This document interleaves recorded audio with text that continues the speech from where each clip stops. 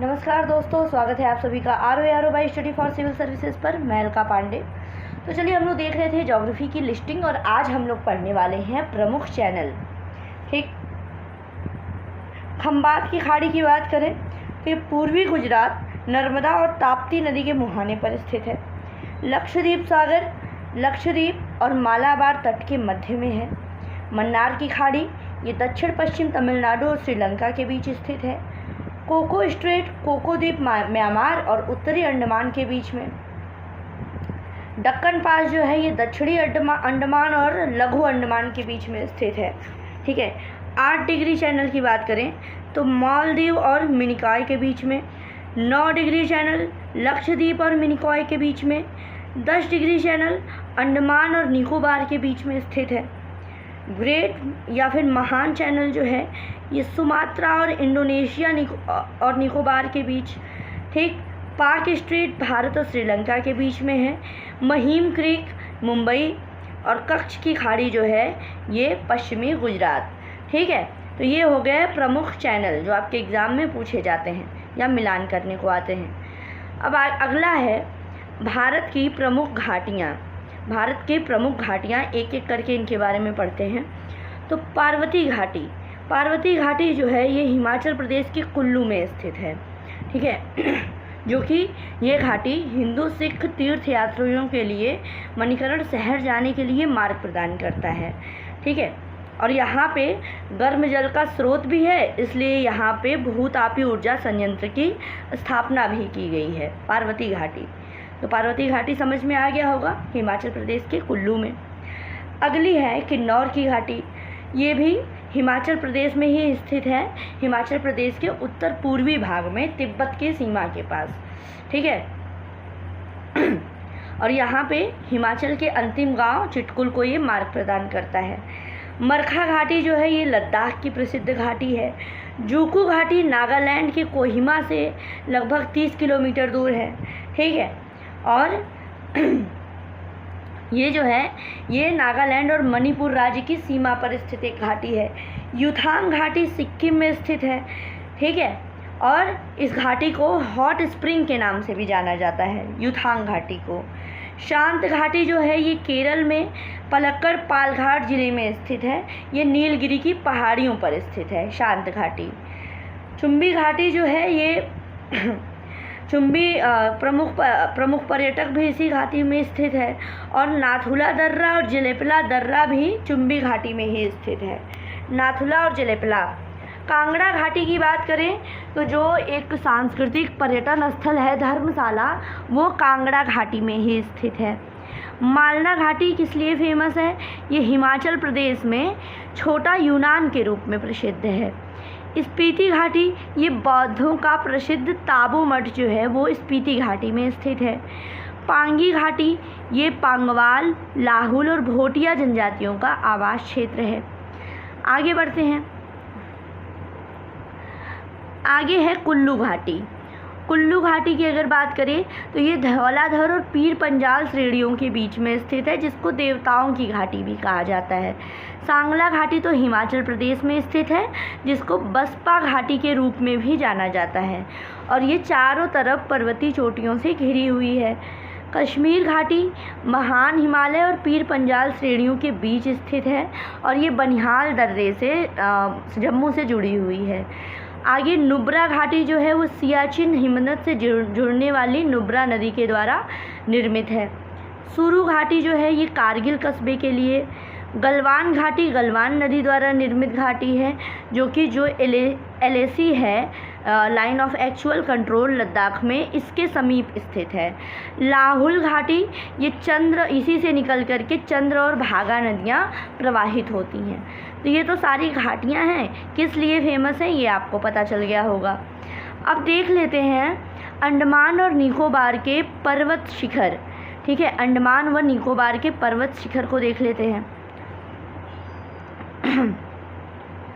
इसमें देखिए सबसे पहले है माउंट हैरियट। माउंट हैरियट जो है ये दक्षिण अंडमान में स्थित है, जिसकी ऊंचाई 383 मीटर है। माउंट थुलियर ये ग्रेट निकोबार में स्थित है, जिसकी ऊंचाई 642 मीटर। शैंडल पीक उत्तरी अंडमान में 732 मीटर। माउंट डियोवोली ये मध्य अंडमान में स्थित है 515 मीटर। और माउंट कोयोबो ये दक्षिण अंडमान में स्थित है 460 मीटर। तो इसको ज़रूर से याद कर लीजिएगा।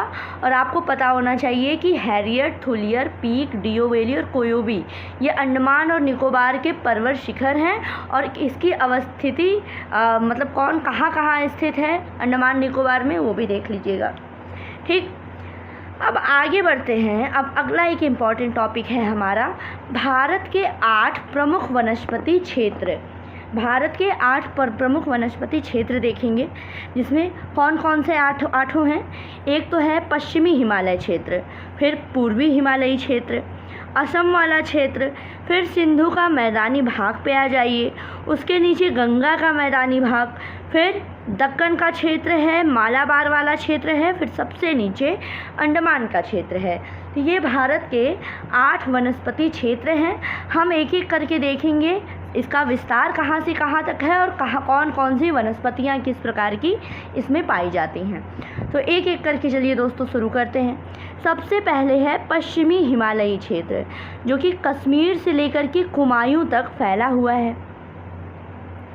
वनस्पति की बात करें तो यहाँ पे शीतोष्ण कटिबंधीय भाग में चीड़, देवदार, शंकुधारी वृक्ष जिसको कोनीफर्स कहते हैं, और चौड़ी पत्ती वाले शीतोष्ण वृक्ष पाए जाते हैं। ठीक है, और वहीं अल्पाइन क्षेत्र जो कि शीतोष्ण से ऊपरी सीमा जो है, यहाँ पे श्वेत देवदार, श्वेत भोज वृक्ष और सदाबहार वृक्ष पाए जाते हैं। तो ये हो गया आपका पश्चिमी हिमालयी क्षेत्र में, जिसमें शीतोष्ण कटिबंधीय भाग आता है और अल्पाइन क्षेत्र आता है। तो इसमें आपने देख लिया किस प्रकार के पेड़ पौधे और वनस्पतियाँ पाई जाती हैं। फिर दूसरे नंबर पर है पूर्वी हिमालयी क्षेत्र, जो सिक्किम से पूर्व दार्जिलिंग तक इसका विस्तार है। इसमें शीतोष्ण क्षेत्र आता है, जिसमें ओक, जायफल, द्विफल, बड़े फूल वाले सदाबहार वृक्ष, छोटी बेंत के जंगल भी पाए जाते हैं इसमें शीतोष्ण क्षेत्रों में। ठीक है, तो ये पूर्वी हिमालयी क्षेत्र है। असम क्षेत्र जो कि ब्रह्मपुत्र व सुरमा घाटियों तक फैला हुआ है, इसमें सदाबहार जंगल पाए जाते हैं और बीच बीच में घने बांसों और लंबी घासों के झुरमुट भी हैं। सिंधु के मैदानी भाग पर अगर आएँ तो ये पंजाब, पश्चिमी राजस्थान, उत्तरी गुजरात के मैदान में फैला हुआ है। ये शुष्क और गर्म होता है, यहाँ पे कटीले वन और झाड़ियाँ मिलती हैं। गंगा के मैदानी भाग की बात करें तो वही कछारी भाग है। यहाँ पे गेहूँ, चावल और गन्ने की खेती होती है। दक्कन क्षेत्र जो है ये भारतीय प्रायद्वीप की समग्र भूमि, इसमें पतझड़ वाले वृक्षों के जंगल से लेकर के तरह तरह जंगली झाड़ियों के वन हैं।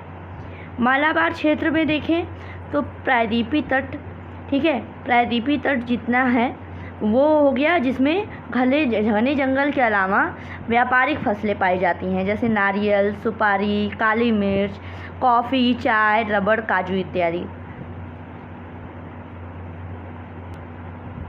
फिर अंडमान क्षेत्र जो है अंडमान द्वीप पर, जिसमें सदाबहार, अर्ध सदाबहार, कच्छ वनस्पति, समुद्र तटीय व अपलावी जंगलों की अधिकता होती है। तो ये हमने पूरा कर लिया। जितने 8 हमारे वनस्पति क्षेत्र हैं उनका विस्तार कहाँ से हुआ और किस प्रकार की वनस्पति का वितरण है। ठीक है, तो ये हो गया वनस्पति क्षेत्र। अब कल दोस्तों हम लोग पढ़ेंगे भारत की प्रमुख नदियाँ और उनकी सहायक नदियाँ। ठीक है, कल इसकी क्लास ली जाएगी। आज हमने ढेर सारे टॉपिक कवर कर लिए, जिसमें वनस्पति क्षेत्र हो गया हमारा। ठीक है, इसके अलावा अंडमान निकोबार के पर्वत शिखर हमने देख लिए, भारत की प्रमुख घाटियाँ भी पढ़ ली और प्रमुख चैनल भी पढ़ लिए। तो आज इतना टॉपिक आपके एग्ज़ाम के पॉइंट ऑफ व्यू से बहुत ज़्यादा इम्पॉर्टेंट, जो भी आज आपने ये जो ज्योग्राफी की लिस्टिंग हम देख रहे हैं, जो कुछ भी आप पढ़ रहे हैं, सारा का सारा आपके यूपी पीसीएस के एग्ज़ाम के लिए, इसके अलावा यूपी आरओ के एग्ज़ाम में, साथ ही साथ उत्तराखंड पीसीएस आपका आने वाला है जून में, उसके अलावा Bihar PCS, Rajasthan PCS, MP PCS, इन सभी के लिए बहुत ज़्यादा इम्पॉर्टेंट है। तो बिल्कुल पढ़ते रहिए। God bless you all. Thank you so much.